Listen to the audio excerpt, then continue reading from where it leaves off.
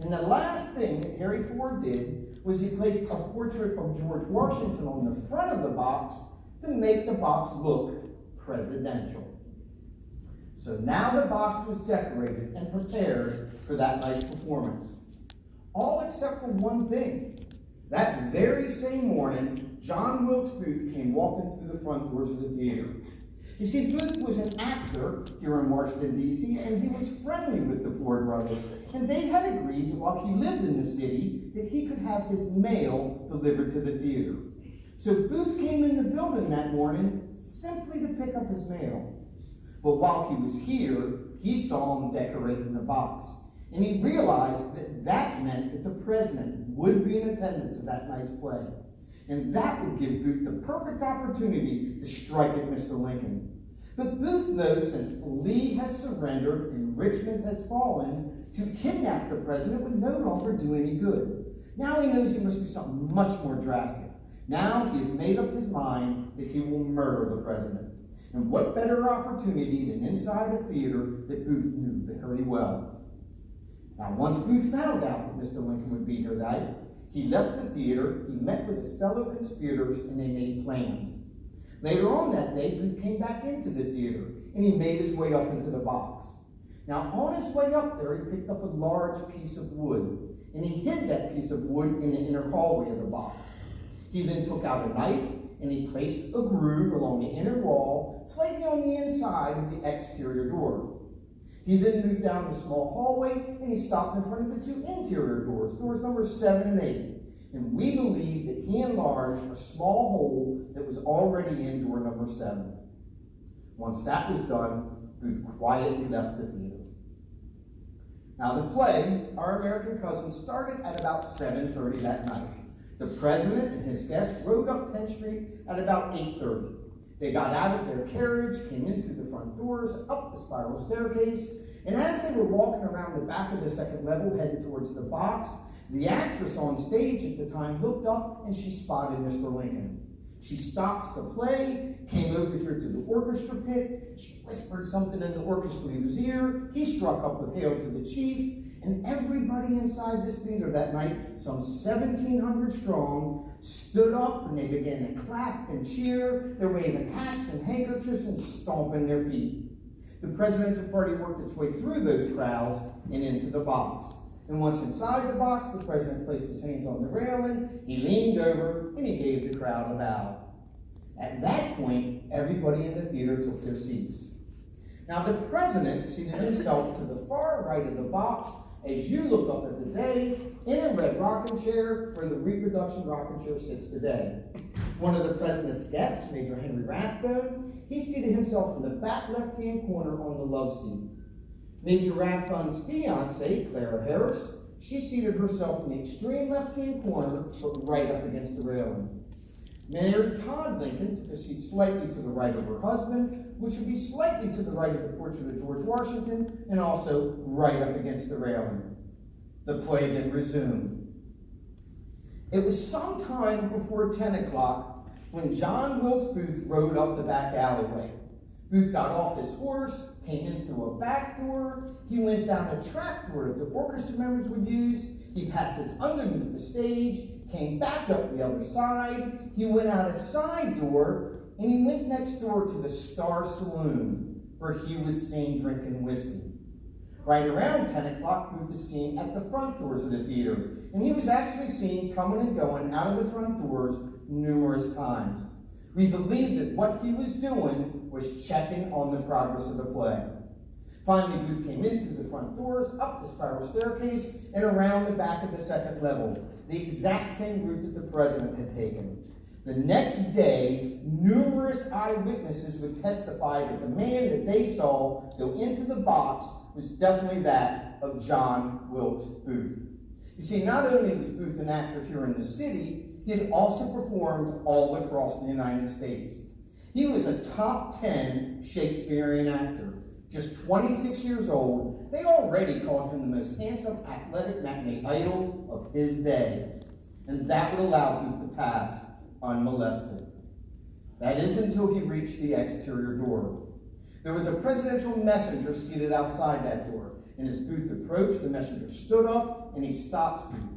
Booth was seen to reach into his pocket, pull out a card or an envelope, and show it to the messenger. And for whatever reason, the messenger let Booth through that door. Booth went through the door, closed it behind him, picked up that piece of wood, and he wedges it between the door and the groove that he had placed in the wall earlier that morning. So now you cannot open that door from the outside. He then moved down the darkened hallway, and he stops in front of door number 7, the door that he enlarged that hole. And most likely he looked through the hole. And there would have been the president less than 2 feet in front of him enjoying the play. We also believe that Booth listened through that hole. He listened to the progress of the play. He knew that play well, and he knew that during Scene 3, Act 2, there would only be one actor on stage, and that actor was going to deliver one of the funniest punchlines of the play, and all 1,700 people would erupt in laughter, just like they did every single night. And you see, that laughter would hide Booth's movements and would hide the gunshot. So Booth stood up there, he listened, and he waited. The actor's name was Harry Hawk, and Harry Hawk delivered his punchline. And it was at that moment that John Wilks Booth stepped through one of the 2 interior doors and from less than 10 inches away fired a single shot, 44 caliber Derringer pistol into the back of the president's head. The bullet entered behind the left ear, passed diagonally across the brain, and lodges behind the right eye. The impact threw the president forward. As he started to tumble out of the rocking chair, Mary Todd Lincoln turned and she grabbed hold of her husband and she held him in place. It's then that Booth makes his escape. He starts to move towards the railing of the box. Major Rathbone, realizing what had just happened, he jumped up and he began to fight with Booth. Booth dropped his gun on the floor, pulls out a large knife, and he stabbed Major Rathbone in the left arm. As Major Rathbone fell back from that wound, Booth vaulted over the railing. But as he went over the railing, he caught his spur in the Blue Treasury Guard flag. It threw him off balance, and he crashes to the stage below. Now, when he hit the stage, that's most likely when he broke the little bone in his left leg. He did still manage to get up and run off the stage. And when he was halfway across it, he raised that bloody knife that he still had clutched in his hand, and he was heard to scream what sounded like, "Sic semper tyrannis." That's the Virginia state motto. It means, "Thus always to tyrants." You see, in Booth's mind, that's exactly what he felt that Mr. Lincoln was. Booth did escape into the night. Now it would take a moment or two for the people in the theater to realize what had just happened. There was a young military doctor seated up in the second level. His name was Charles Wheel. Dr. Wheel was the first of 4 doctors to work their way through the crowds and into the box. Once inside the box, Dr. Wheel instantly realized that the wound was mortal. He made the decision to take the president to the closest bed they could find and make the president as comfortable as possible in his final moments. So Dr. Leo and some soldiers picked up the president and they gingerly carried him out onto 10th Street. Now, once they were out on 10th Street, they were in a dilemma. They did not know where this bed was at. Dr. Leo looked up, and there, standing directly across the street on the porch of the Peterson boarding house, was a man. He had a candle in his hand, and he was beckoning them. "Bring him in here! Bring him in here!" So they carried the president up the front steps, down the long hallway, into a small bedroom at the end of that hall. There was a short bed in the corner of the room. They placed the president on that bed, and they laid him diagonally across it. You see, he was too tall to fit in that bed any other way.